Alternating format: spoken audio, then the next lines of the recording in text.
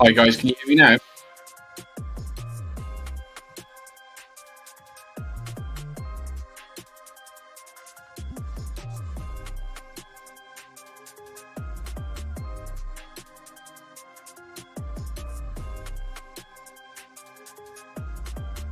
Sorry guys, is that any better? Can you hear me now? Can you just pop in the comments if you can hear me now?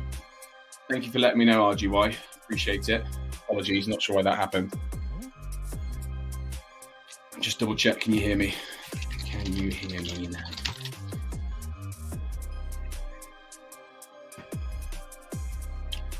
Guys, if you're still watching, can you just, anybody who's watching, can you just put a comment up and let me know whether you can hear me or not? That'd be great. It was set up. I think you can hear me, to be fair, because I can see that I'm getting gain on the microphone now. So hopefully you guys can hear me. Let me just go back and we'll have a look at that analysis we were looking at. So let's go back to Euro USD and the dollar. So the dollar, very, very bearish. That was the summary. These are areas where people will often look for buys and, you know, they see those initial pushes and they get caught out. Until you have the market very clearly showing you it's bullish. And in order to do that, you need that second break of structure, okay? Even then, even when you get that second break of structure that indicates that you could be changing bullish, this could just be on a higher time frame, a more complex pullback. So, you know, you look down on this time frame, you've got very clear bullish structure like this, right? Very clear bullish structure. So you could be taking buys in here, you know, hourly structure, taking buys, yeah, absolutely all day long. Zoom out to the 4 hour or the daily, however, okay, and you have just a single push which has taken liquidity and then sold off again, and a single push that's failed to make a new high, taken liquidity and sold off again. So this is why the higher time frame is so protective for traders, and why so many, you know, the mentality of trying to catch reversals is completely nonsense, because you're more than likely going to lose money. In terms of what I'm thinking of the dollar right now, yes, we're at an area where we could reverse, but you know, the dollar is weak at the moment, you know, and everything you see on the news keeps coming out explaining how weak the dollar is. Thank you, Enger, Shaquille. Thank you, Shaquille. Appreciate you commenting there. So everything on the dollar is really, really bearish, and you know, it's a case of we just keep following it down. There wasn't any real possibility of me getting into a sell. I didn't have any liquidity taken today, so for me, I'm looking to get into a trade when I have a liquidity taken. So you know, that would have been liquidity that I could have seen. That would have been liquidity. Even this new liquidity that was created this morning. This, therefore, is really weak order flow right now. So there's no liquidity being taken, which means there's low volume in the marketplace. This is now a target for price. And what I prefer, and you can probably see I've got an alert set, what I prefer now is to have a sweep of this low and potentially find a buy back up if we can, understanding that it's probably a short-term buy. So a sweep of this low plus a buy back up would be, you know, fantastic. I'd be all over that. I'd be really, really happy with that. If I can get a good setup, I will just acknowledge the fact that the likelihood is we're going to come back into an area like this. And let's say I could take a buy like that and I put my buy here, for example, after a liquidity sweep. So something like that. I've then got to factor in whether or not I want to risk a whole position on a trade that has a maximum of, say, 1.8. That's the risk. And that's why people that try and catch buys and sells all the time sometimes will be unprofitable long term. When actually, if you just waited and you waited for this setup to appear and then you did this, okay, the likelihood is that it's going to continue down. The second likelihood is that you're probably going to get a better entry. And that better entry then has more potential because we're bearish overall, therefore we are expecting lows to be broken. We aren't expecting highs to be broken right now. Jumping over to Euro USD, there was no opportunity to get into this setup. I spoke earlier about the fact that we have these red zones in the middle of ranges, and those red zones are where there's confusion in price, right? There's a conflict of traders in the marketplace. We know at these highs that the likelihood of a sell-off, at least some way, is higher than it is lower down. because not only do we have liquidity above here, but we're also in premium pricing. It's a good price to look for a sell. So you've got two confluent factors telling us that we're likely to sell down. And, a sell from here could absolutely be likely based upon the fact that we've just taken out some external liquidity. It's Monday, order flow's weak, etc., etc. At the bottom of a range in discount, the same principle, but otherwise, you have liquidity down here and you have discounted pricing. Therefore, more people are likely to be buying. So when you're stuck in this middle, you'll often notice in these middle parts, so see here, put that back where that was. See here, you right here in this middle part as well. See this kind of contraction in price, this consolidation. So the consolidation tells us that there's a mix of buyers and sellers in the marketplace, and they're not really winning either way. And so it's like a slingshot being pulled back. It's stretching that spring, stretching that rubber band until eventually it pings off. Okay, and that's why after ranges or consolidation ranges, you often get a liquidity sweep, which acts as like the ignition, and then the big boom, which is when it moves up. So that's good for price. The only thing we needed this morning was a sweep. And if we had a sweep, I would have been involved in that probably. But it was a rubbish area. It didn't give us a liquidity sweep. It's not something I'm too fussed about jumping into on a Monday. If this was like a Wednesday, a Thursday, or a Friday, I'd have probably more likely jumped into that because I have my direction.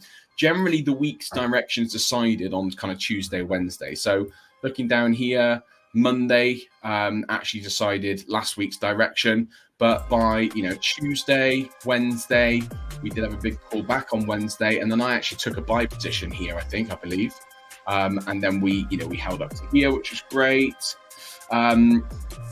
The low here, whilst that was swept, ultimately, we still had our direction. So I could take a buy confidently in there on the Friday. So, it's a case of earlier in the week, there's less confluence as to where the market is likely to be headed next. If we jump onto the gold chart, let's just have a look at that. So gold's actually set quite nicely now for a pullback. Now, again, same principle applies. Overall, we're bullish, okay? We can't bank on this holding. And in fact, if we use the most recent range that we're in, this might actually be ready for a buy, to be fair, because gold's a bit of a naughty one with ranges. So gold will normally pull back into like the 50% zone, 60% zone, and then it will reverse on itself. So I actually think we could possibly, it's not really a clear setup right now, but possibly we could be setting up for a buy. And that's just due to the nature of gold. I understand how gold operates. So I'm going to keep an eye on that. We might be able to get a setup during this session. Let's have a look. I would want to see some sort of liquidity coming in. We are in New York now. I'd want to see some sort of liquidity coming in. That liquidity's been taken. That liquidity's been taken. So let's just mark that on.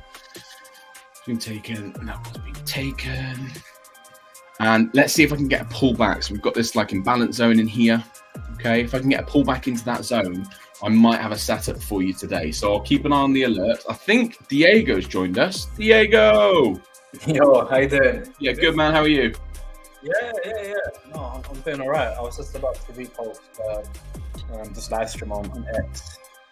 Nice. Yeah. Oh, yeah. We were going to do that, weren't we? Yeah. Nice. King Jeremy in the house. I had a lovely chat with Jeremy earlier. That's a fantastic photo of him. A lovely chat with Jeremy earlier. I think he might actually be jumping on a live stream with us this week. Oh, nice. Yeah. What day? Monday. Awesome. Is so that him? Yeah, that's a cool picture. Yeah, I had a chat with him earlier. He's a cool dude, really cool dude. Really good from the sounds of it as well. Really good trader. He's he's been funded quite a few times. He's just got funded with CTI.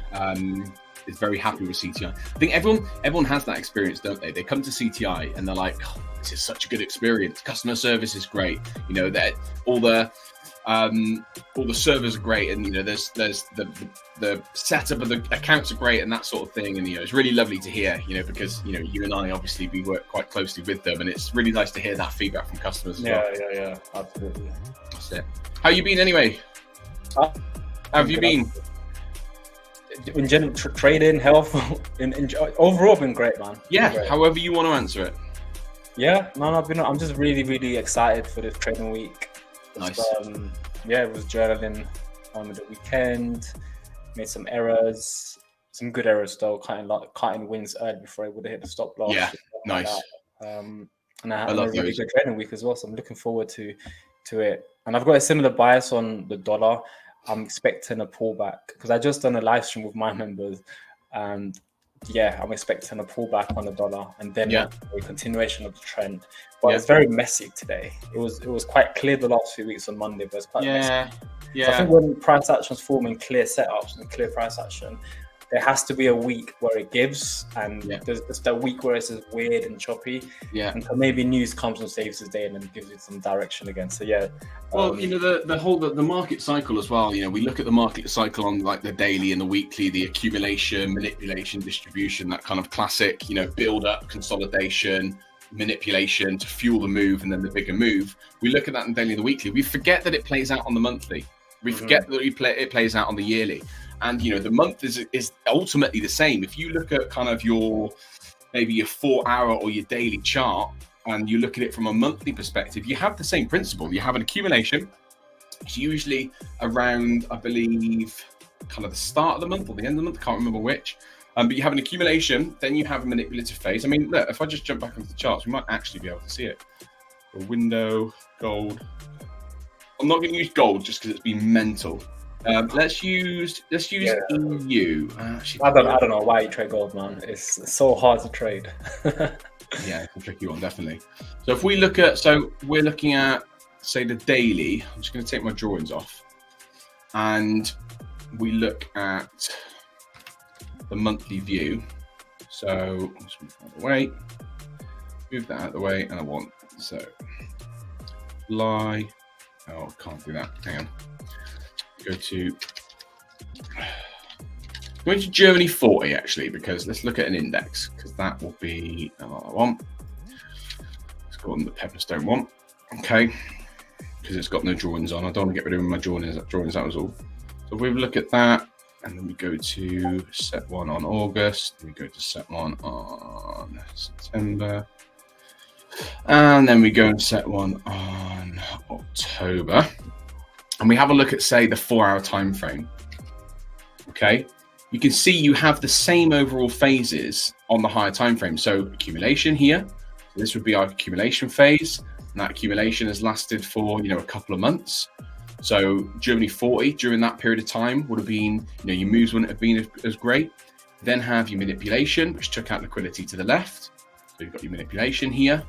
And then, you've got ultimately your distribution, which has taken and created new highs, which is your distribution. And the cycle repeats itself again. Accumulation, manipulation, distribution. So, everything that happens on the weekly and the daily happens on the higher time frames as well. So there's going to be slower times in the marketplace and better times. And, like Diego said, we've had some really good times on the charts these last couple of weeks. But, that probably means that we're set for, some not so good times as well. Mm-hmm. Exactly that. What are you looking at the moment anyway?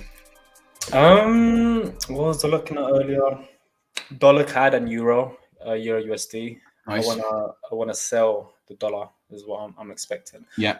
I can share my chart real quick, and then we can get into the subject. What's the subject for today again? So today, why most new traders fail and how to avoid the same mistakes. I like that one. That can go on for hours, man. Let me share my screen quick. Before I do, does anybody have a request that they'd like me to cover? Just write in the comment box. In the meantime, let me just quickly look at dollar.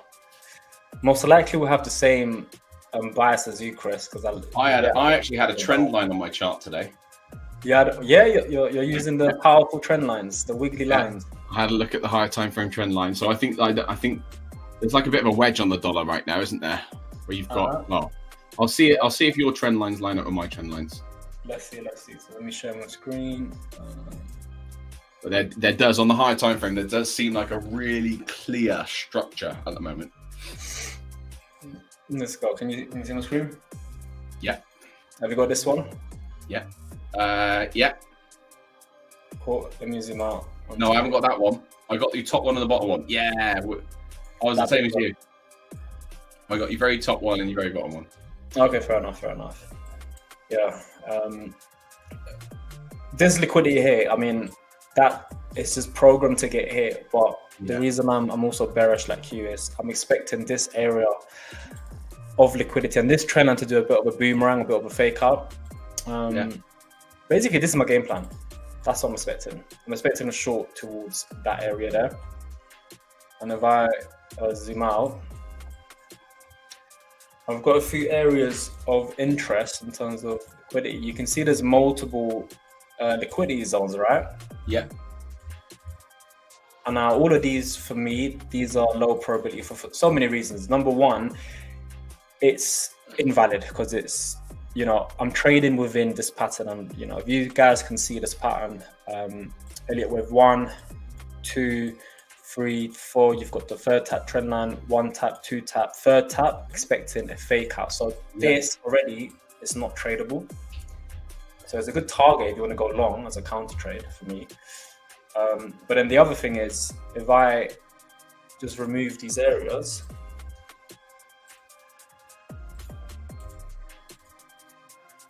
I like to also use the previous day as a filter. Yeah. So I don't like trading when it's at or below the 50% range, because price tends to, you know, retrace back to the 50, doesn't it? Yeah. Back of the previous day. And this goes for everything. Fibonacci, daily ranges, it goes for patterns. Even if you're trading Ichimoku cloud, price always tends to retrace to the 50% of that cloud. So it's more or less the same thing. So I use it as a filter. So if I'm taking a trade, any points of interest, even if the trend line was somewhere down here, I'm not going to take it because it's still within the 50% range. So I use it as a filter just to filter out trades. The 61 as well, I don't trust it because the 61 is, quote, the golden ratio. Yeah. And it's just what a lot of traders fall, especially the beginner traders and myself back in the day. You used to trade a 61 and then you'll realize that price will just go a lot higher before going short. So the 61, the 50, I like to use it as an area to not take a trade. So these areas of liquidity, I already know I'm not going to use them, right? This is yesterday's candle, which is technically Friday. Now, if price were to, let's say, continue going up, these are the areas I'll be looking at. Now, I'm interested in looking at liquidity. So if I just move this here real quick, the areas of liquidity that I'm interested at is this one here, because there's one counter candle. That blue candle is going to be my point of interest, and that blue candle is going to fall bang in line with the point of interest within the green zone. And also potentially if price were to, you know, come up here, but at the moment it's kind of stalling. This is weird price action, to be fair. So these are my points of interest if I'm looking for a short, and at least it's going to go with the trend. Taking short in the middle, this is where you make money. For me personally, this is where I make money. When I say that, it just means I'm staying away from the market. If I'm in the market, you know, you're going to be exposed to taking potential losses. And right now, very, very risky area. It's messy. I'd rather look for shorts around this area, then obviously target that major liquidity that I mentioned earlier. Yeah, that's basically my game plan on the dollar. Just waiting for a pullback. Nice. Yeah, it makes sense for a pullback. You know, we've had so much bearish price action, and we are kind of consolidating now, aren't we? You know, we're kind of flattening, leveling out. We just need to start. Well, I don't necessarily think reversal is, but you know, pullback's probably good, but really difficult to say. And you know, and I will say as well on that point, you know, Diego and I aren't saying to buy the dollar right now. It's not a case of we're saying you need to start longing it. If there's a very clear setup to long, and that's the thing with these counter trend plays, there's two things you've got to factor in. It's got to be really, really clear, firstly. It has to be really, really clear. But also, it has to have enough potential, because if I'm looking at that where Diego's got his liquidity there at that 4 level, I'm looking at that and thinking, can I actually get... So for me, I want to take my first profit target out at about 2R. That gives me about 1% out my trade, and whatever happens after that, I'm happy. So if my final target, which for me on Diego's chart would be at that 4 level, if my final target only gets me to 3R, or let's say 2R because I can't get the setup that I need, I'm not taking that trade, because I know that my trade is limited ultimately. You know, my trade has been, what's the word I'm looking for? It's been... smothered. It's been smothered by the fact that we're overall bearish. So, why would I take a trade that I expect is going to change direction at any point? So sometimes the safer option is wait for all that to play out and then get in the better short. 100%. And yeah, if you look at Aussie and the Kiwi pairs, it looks like they've topped, and they have, but I think they're going to be short-lived because of the DXY. So that's why it's definitely a waiting game. Are they higher up, are they? Yeah, they're in a point of interest where they've topped, basically. But I think it's short term. I think it's like a top, then trap traders in, but then it's going to be like another higher high. Yeah. And you can kind of forecast it because of the DXY. So I'm definitely staying away. The only ones that looks kind of ready for me is dollar CAD and euro. But yeah, these are my points of interest. And I'd apply the same thing on the weekly. You got this week from the 13th of, what's that? 16th of September. Yeah. With that particular week. And then, whoops, wrong way. And you can see the point of interest, it kind of fell in night. And the following week around one of the three key areas, right? The 67, 78, or the 88. Yeah. But again, I still need Elliott waves and patterns to sort of forecast that zone for me. Then are we going to have a point of interest there? Yeah, we are. 1, 2, 3, 4, and 5. So obviously the 67 I won't use because it's still within the pattern. The boomerang is going to be up here. But anyway, that's just a filtering process, just to give you guys an idea. Even this week here, what happened here? Where did it reverse from? You can see that price reversed from, this actually reversed from 61. Fair enough, cool, it reversed from 61, but notice how... Isn't it? And also, it's so bearish at the moment. The chance of those, at that stage, the chance of the deeper pullback was much more difficult. Whereas now, I think Diego's bang on. If we do get a pullback, it is going to be a lot deeper just because of the overall price action and the structure of it. Yeah, it's slowing down. Although it is still bearish, the bearish momentum is slowing down, right? Exactly that. That's more or less what I'm waiting for. And if I were to sort of come here just to, give you the idea, is this week complete? All right, this week is not complete. All right, now it's complete. Weekly high, weekly low. That's a point of interest for the following week, right? That's what I'm essentially waiting for. But down here, I need a pattern somewhere down here to give me that cue to get involved on a short, right? So if we go to the current sort of weekly range, where do we have it? It's from here to there, and there we go. So now I know this point of interest is looking unlikely because it's below the 61. So it's a nice filtering process. So this one for me looks bang on, followed by this one.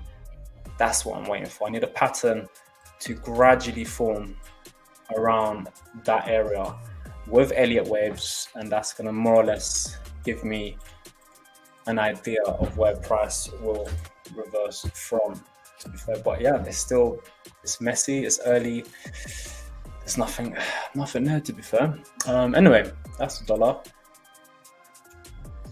Dollar CAD. What's this? Hold on. So much information here. Let me tidy it up.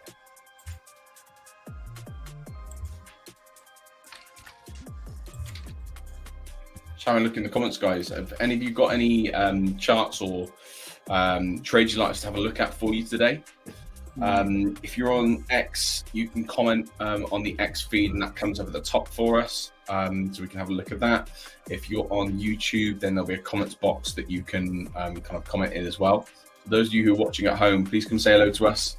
We like to interact with all of our guests, and we'll put your questions on screen, and we'll see if we can answer them for you live. Are there any pairs that you're looking at, or charts that you want us to look at, and we can ultimately do some analysis for you live?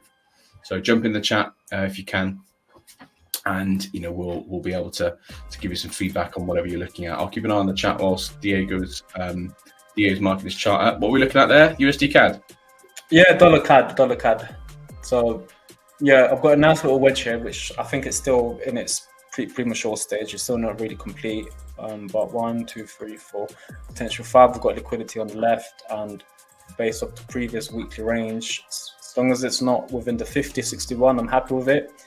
and you can see it's going to be bang on 78 more or less. So that's going to be my point of interest to attack on, roughly, as long as we get like a nice little boomerang up here. But this pattern can still develop because it's really, really thin and tight. Normally when that happens, it's going to update into a new EW4 and form a larger pattern, such as this.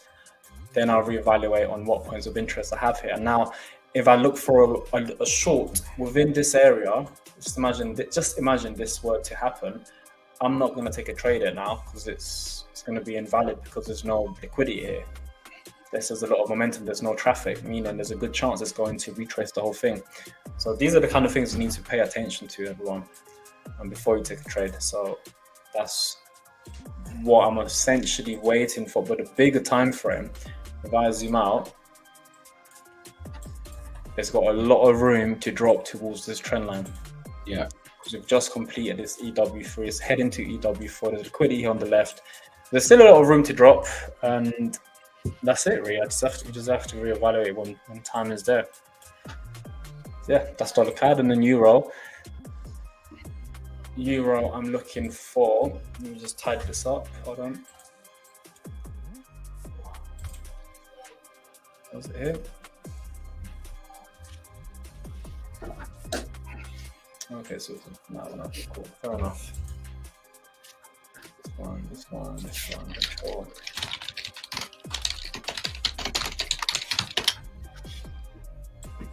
What do you reckon the biggest mistake new traders make is? Biggest mistake? Our topic of the day is why most new traders fail and how to avoid the same mistakes. What do you think the biggest mistake is? In the very beginning? Yeah. What would you say your number one is? Well, number one is probably not journaling. Mm-hmm. That's number one, because a lot of traders, when they go past the stage where they've taken a lot of losses and they've had enough, they realize they're not really journaling. It takes years to realize, I need to be journaling. So I think number one is definitely journaling, and then obviously the expectations is the elephant in the room, I think. That's what I would say. Yeah, that's probably the biggest mistake. Yeah, not journaling. I suppose it really depends on where you are in your journey, doesn't it? You know, there's so many phases to becoming a successful trader and so many different problems and challenges. I think it depends on what time frame you're talking about. I mean, if you're talking about like a brand new trader who's not taking it seriously, I mean, it's just basics then, isn't it? No clear strategy, no risk management, over leverage positions and things like that. I think once you've got a strategy down, I think this is one of the really important learnings that I had, is that once you've learned a strategy, that doesn't necessarily make you good at trading, because implementing that strategy consistently is one of the hardest parts. I think one of the biggest mistakes traders make is they go live or they attempt things like challenges maybe a bit too soon. Live funds is a little bit different because you can put into that account what you're happy to lose, understanding that you will probably lose it. And you haven't been through the pain yet of losing lots of positions or losing accounts. So you probably don't fully appreciate why risk management is important, or, sizing your positions and trading at the right times of the day, etc. But people go in and they learn a strategy off YouTube, or maybe they've even paid for a mentor and they've learned a strategy, and they assume because they've watched a 10-hour video course, whatever it may be, that you can now all of a sudden trade that strategy. I think for me, traders trading without enough experience with that strategy is one of the most important things, because if you haven't practiced with that strategy and you don't know it like the back of your hand, you haven't done your back testing, you haven't done your forward testing, you haven't been in the markets for 2 or 3 years using the strategy and have all the data from it. People talk about psychology like it's something you can fix, and they expect reading a psychology book is the way to do it. I think social media is really damaging for that as well, isn't it? This everything I see on social media is like, you need to master your psychology. You don't. You need to master your strategy, because if you mastered your strategy and you knew that every single session that you traded, on average, you pull a 60% win rate with a 2R strategy, with a 2R win, you would never have any psychological issues. All of those psychological issues, they come from you not understanding your strategy well enough. So if you get that nailed, and the practice that comes with it. So few traders do any work at the beginning, don't they?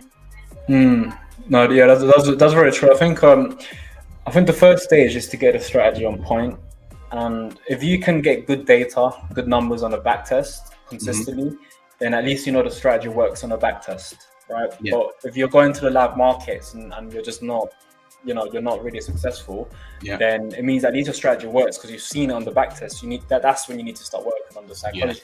That's when you put two together. But I think just to add on to that, then the biggest thing is it's something that you said, which makes so much sense. You need to know the strategy, like the back of your hand.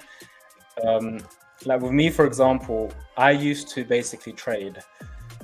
In a way, I kind of still do, but I've developed it so much. But just to give you a rough idea, just to water it down, I used to trade reversal patterns at Fibonacci levels.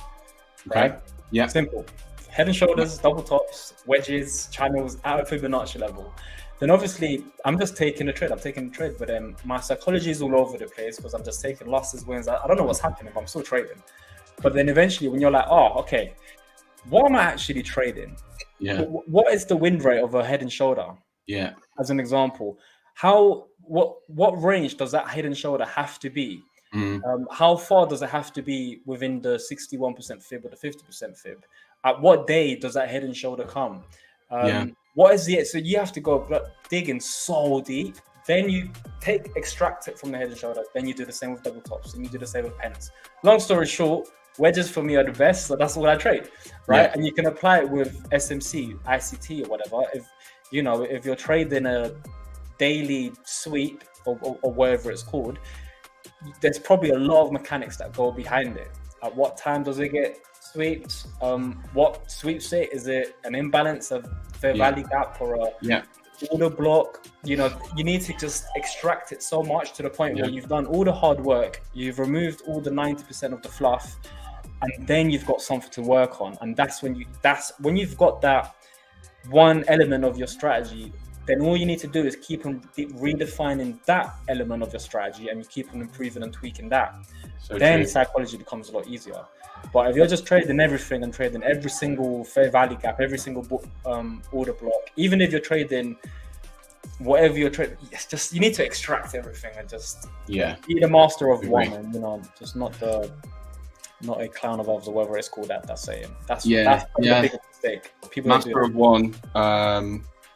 Master of one, and what's the saying? You have to help me out here. Isn't it jack of all trades or master of none?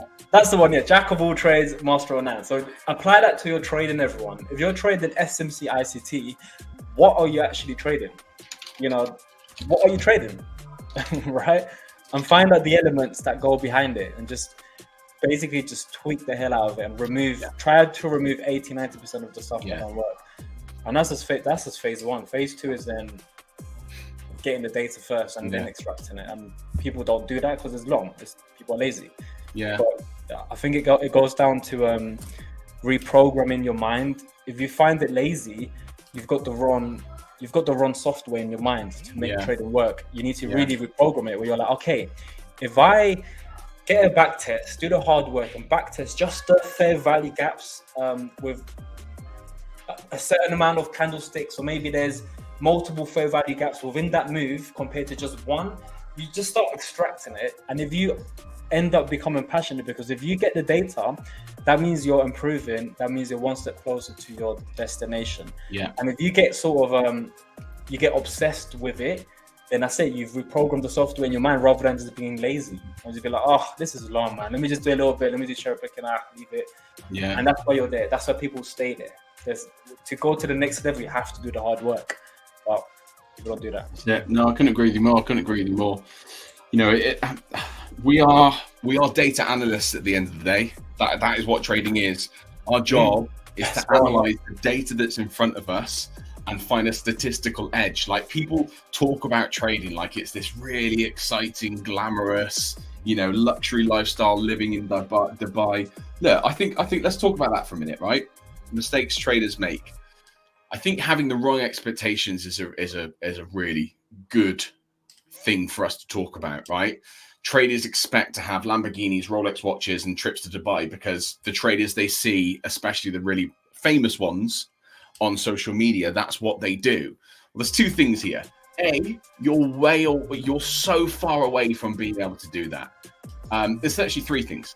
B, do you actually want that life? Like the practicality of owning a Lamborghini and walking around, like whatever you're doing right now. Like, for example, I have a cheap Samsung watch, okay? If I wanted to, I could buy myself a Rolex watch. I don't have any. If I did, and I have thought about this, I would do it from an investment point of view. Would I put a 20 grand watch on my wrist? Absolutely not. Maybe on my wedding day. But would I walk around with it on a daily basis? No way do I want that on my wrist. Do I want to have a Lamborghini as my day-to-day car? No, I do not. Do I want to be in Dubai all the time? I mean, I do like a holiday. But, do you actually want that life? That's the thing. Do you want that life, or does it actually just look good on social media? Okay, so that's a couple of questions that I'd ask myself. The third thing as well that I think is, really important with this is that it's going to take you so long to get there. As in, from a starting stop and learning to trade until you are able to afford that lifestyle, you're looking at 5 to 10 years. This is how long those traders have taken to get to those heights. And I'll be honest with you, when they get to those heights, they're probably making money in other income streams as well. There's not many of them that will survive solely off their trading finances. They normally have other businesses, whether that's coaching platforms, whether that's investment portfolios, or whatever it may be. And yes, trading may have unlocked that, but the trading itself, it is particularly unglamorous. It's a lot of hours sitting at a chart, losing over and over and over again. And your expectations, they have to be right. This is a data analysis game. If you're no good with like science and maths, then you're going to struggle with your trading, because you've got to get really good at working out your statistical edge over the marketplace and spotting patterns and playing out that edge over and over again. So expectations, I think, are really, really important. And thinking of trading as a get rich quick scheme, if you think that you're going to be a millionaire in a year, fine, you're wrong. Yeah. Are you a millionaire yet, Diego? In what sense? In my bank account? No, in my bank account, no. I'm not a millionaire yet either, and we've got nearly 20 years between us. Yeah, I don't think I'll ever have $1 million in my bank account. I think the education is a lot better these days. Not trust the banks. No. Everything's all over the place. It's like trading accounts, bonds, investors, cryptos is everywhere, but not in the bank account. I think the education is definitely better these days. I think becoming good at trading is definitely easier. Like the information just on YouTube, for example. I mean, look, speaking for myself, I've gone through all the phases of different trading strategies. And I've worked out how to trade properly using liquidity. Look, there's no beating around the bush, guys. If you want to trade profitably, you need liquidity involved in your trading, and that needs to be a primary focus. Every single trader has that. Liquidity fuels the moves. So unless you're looking for tiny positions, you're looking for, ultimately legs of price where you're going to make money on, you need liquidity. That liquidity knowledge is a lot more people have it. Very few people can implement it well, but a lot more people have it. And therefore, there's a lot more on YouTube than when I started trading. I remember 4 or 5 years ago when liquidity started becoming a really hot topic to talk about in trading, but it's still not really been adopted to the masses, I don't think. No, it hasn't, has it? No. Definitely not. Yeah, spot on. Definitely data analyst. You can apply it to psychology as well. Because obviously, I don't know how everyone journals, but just to give you like an idea, you can also get the data from your own psychology if you journal your emotions and your mindset when you're taking a trade, and when you manage it, when you're exiting. Yeah. And you can filter out on a Notion, on TradeZilla, or wherever. Like, for example, back in the day, I used to feel FOMO, and I'll feel FOMO, I'll take the trade, and whether it's a win or loss, because I felt it, I can write it down in whatever software I'm using. But then it's like, why do I feel FOMO? Why? Yeah. It's because the strategy wasn't ready. Yeah. But when you trust the strategy and you've extracted all the data entries and whatnot, then you trust it, you'll never feel FOMO again. And you'll have patience. If you feel greed, again, it goes down, it's all related to your strategy. If you feel, there's one emotion I do feel to this day, and it's probably, because I used to have like 20 different things of desperation, revenge trading, and one that's common, maybe it still comes to this day, is called hesitance. If I'm hesitant in a trade, it just means that, number one, I'm not confident about it, even though Yeah. it fits with my checklist, but I'm hesitant. That's a reminder for me to double, triple check my analysis and look at it. Yeah, agreed. So if I feel that, then I'll review it. And because I've been reviewing my emotions and everything, I'm aware that I'm experiencing it, right? Yeah. So if I feel hesitant, I can quickly solve it. Back in the day, I'll feel hesitant and I'll just trade anyway, and I'll take a loss. But when it happens over and over again, then you're like, okay, not anymore. So I think losing a lot, building resilience, the lifestyle and all that stuff, I was attracted to it and all this, but it just gets to the point where the passion and how much you want that lifestyle, it goes further and further and further away as you're getting closer and closer and closer towards it. Because you're so fixated on trading and competing against yourself, not with the traders, with showing the Lambos and whatnot. And you just get fed up with that. You don't care about the Rolexes. You don't care about it. You care about mastering the strategy. You become obsessed with it. And it's a normal thing. It happens with every successful trader. Everyone gets attracted to the lifestyle. But as they actually get closer, you're like, oh shit, this is working. Oh my days, I'm making withdrawals. You just forget about it. And then you just trade it. You're just like, okay, what's next? Okay, the dollar's looking crap. I'm staying away. Let me work on other stuff. And then before you know it, your bank account goes up, your Rise account goes up, or whatever. And you don't care. No. I don't know. Maybe it's me, but no, I know what you mean. I know exactly what you mean. Yeah, this is one of those things. Should we have just going to jump back? Have a quick look at that gold trade because my alert just went off. Is it going long? Yeah. Yeah. What's going on? So gold. There we go. Oh, gold's got a little beam around. So this is what we mentioned earlier. So we have pulled back. So gold, when it's trending or when it's in momentum, as we call it, gold will often pull back to these higher levels. So unlike Diego with his other pairs that you talk about, gold has a real habit of rejecting the 50 and the 62. And this is quite a deep retracement for gold. But, I would be looking at the fact that we're probably going to be going long. Now, my rejection area, and I would have waited for some potential movement in there, my rejection area would have been this imbalance, but it hasn't done that. So I'm looking for one or two things now. Unfortunately, we haven't got a trade for this live stream. I'm looking for either some structure to come into place, and then I can take a trade off that all day long. If this kind of big impulsive move was reversed upon, then definitely I could take a trade there. Failing that, another sweep of that low to the left, that could give me my setup. This is what I would call a complex reversal, where you've had a liquidity sweep, you've had an initial breaker structure or first breaker structure, and then you're waiting for the trap to be broken. So this is like a trap. This is like a trap for people, early buyers, SMC buyers, and things like that. That often will trick people into trading the buy early and going from there. Either way I look at this entry, it is a risk entry because I have no structure to support me. I would be jumping in on that. And the safest play on this, whatever happens, is another push up first. So the fact that it's Monday, again, for me, indicates that I should probably just hold fire a little bit. But it does look like an area we could be getting along from here. If we're a little bit later in the week, then I might be more keen to jump in on this. But yeah, it's not clean enough for me to take an entry on it just yet. Definitely not. Yeah, that makes sense. What's your outlook on gold?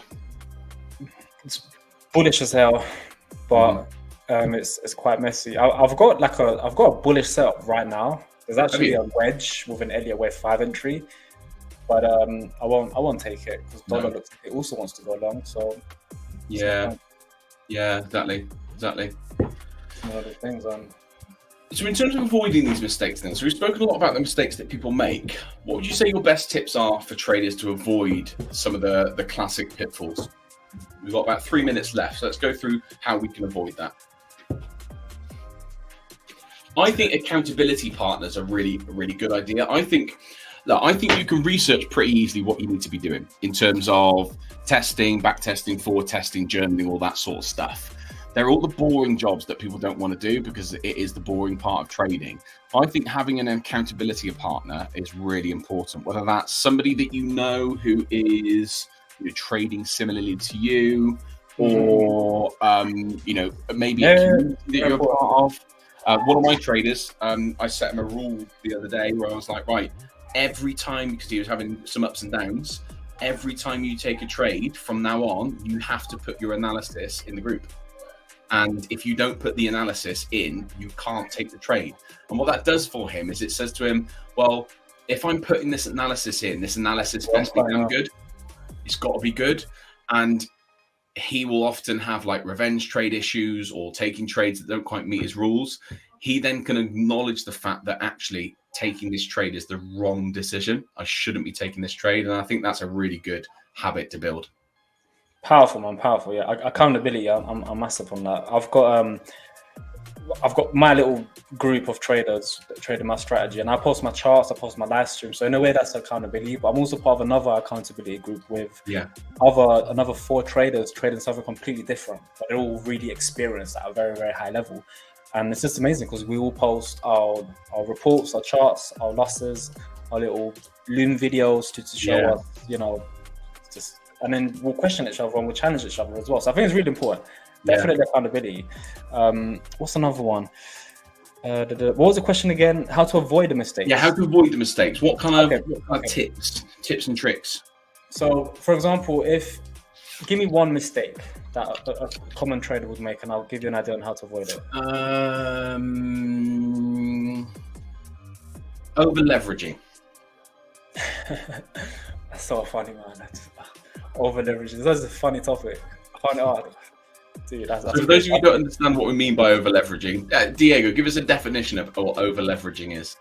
Over leveraging could be, for example, it could be 2 things. One, it could be that you're trading euro, AUD USD, AUD USD, dollar yen, and I did think of that. Yeah, bang on. Yeah. Right, and if you're doing 1% risk on all of them, that's 5% risk. So you're over leveraging the asset, which is the dollar. The other one could be basically taking like 3, 4, 5% risk on the same trade, aren't you? Doesn't make sense, yeah. And then the other one could be you may be trading. You might have a win rate of 20%, but yet you're taking 5% risk trades. Yeah, mental. Out of 10 trades, you're only going to win 2, and if you're taking a 5%, you're already losing by doing that. So that's over leveraging as well. To avoid it, over leveraging in particular, first you need to know your numbers. Number one, right, and reduce the risk and find out what is your average drawdown consecutive losses. Extract that data out, and if you normally lose, when you go into a losing streak 10 trades in a row, God forbid that doesn't happen, but let's say you do, and if you're trading a prop challenge, you cannot be risking 1%, because if you lose 10 trades in a row, because the data suggests you can do that, you'll blow the account. So at least give yourself, if you cut it in half, leg room. You're doing 0.5%, preferably maybe even 0.25%. Because if you lose 10 trades in a row, you're only going to lose 2-3%. At least it's only 30% of your drawdown limits. Your psychology is going to be a lot easier. So that's one way to avoid over leveraging in terms of that aspect. I think also understanding, like, you need to work out how profitable you are. So if you're taking one trade at 5% and one trade at 3% and 1% and one trade at 1% and one trade at 2%, and they all have different outcomes, right? So you've already got enough variables. So you're trying to work out whether or not your strategy is a successful strategy. So you need a selection of tests, and your test is the fact that you are taking your trade at 1% every single time. That's your test. That's your baseline, and you don't go off that. And you then need to journal this. Now, I think in the early days, the simplest way to do it is just to put it on a spreadsheet. Really, really simple spreadsheet. You know, do things like when you traded, your stop loss, the result, and a screenshot. Something simple like that. If you're taking the trades at 1% and 3% and 2% and 5%, then you could have a winner at 1%, but a loser at 5%. And your winner at 1% has got you 5% out of the marketplace, but your loser at 5% has got you a -5 loss. So you don't actually know over the long term whether you're actually profitable. You can work it out if you're clever enough, but you're just making things harder.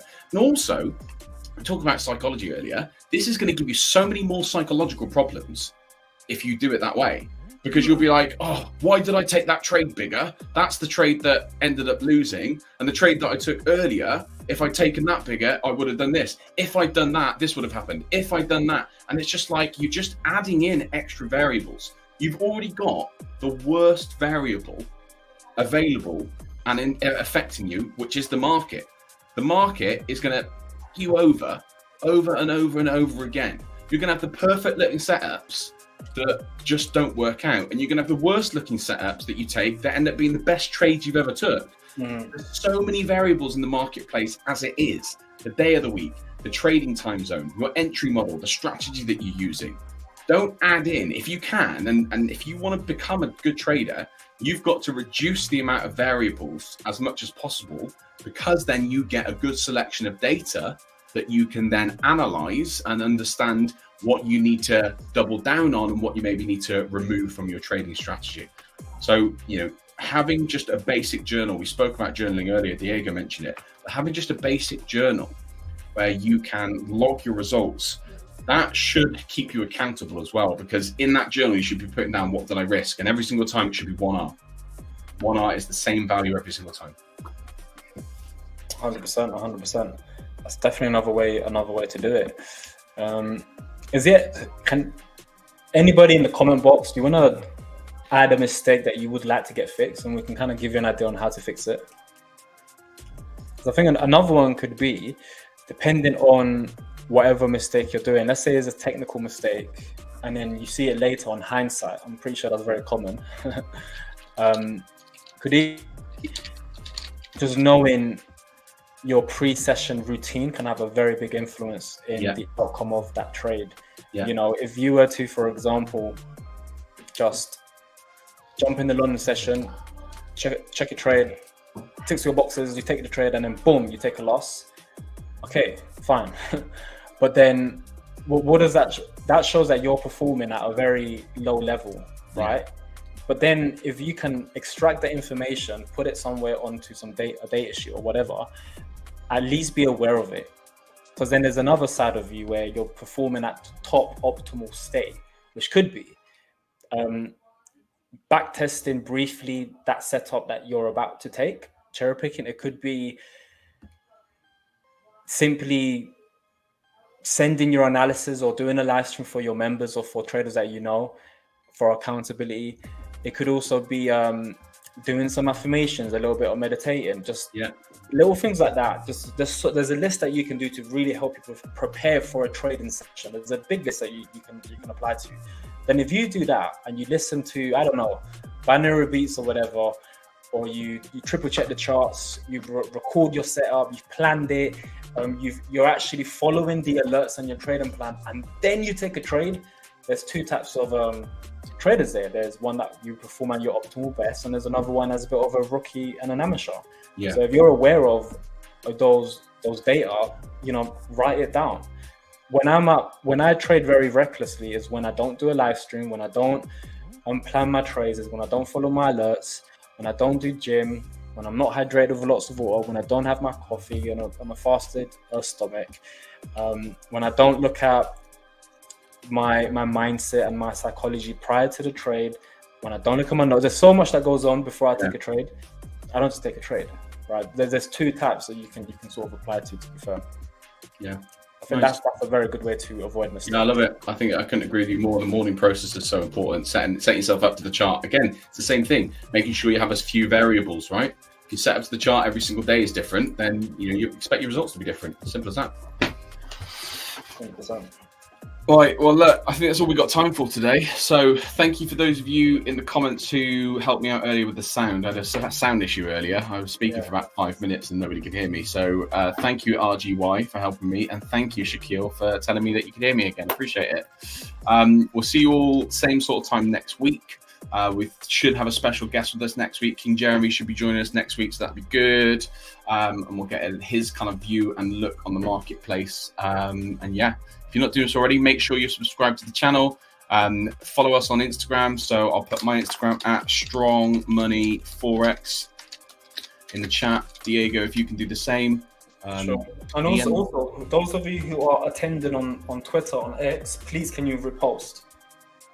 Yeah, We give can us a do that. repost. That's amazing. Give us a repost. We've been doing this now for a good few months. We really like to get our viewers up, so give us a repost as well, so people can have a look and check in on us and see what we're doing. That'd be great. Right. Well, look, Diego, I shall see you next week, my friend. Awesome. Good luck with your trading week. Yes, dude, and you, man, and you. Awesome. Take care. Take it easy. Bye-bye.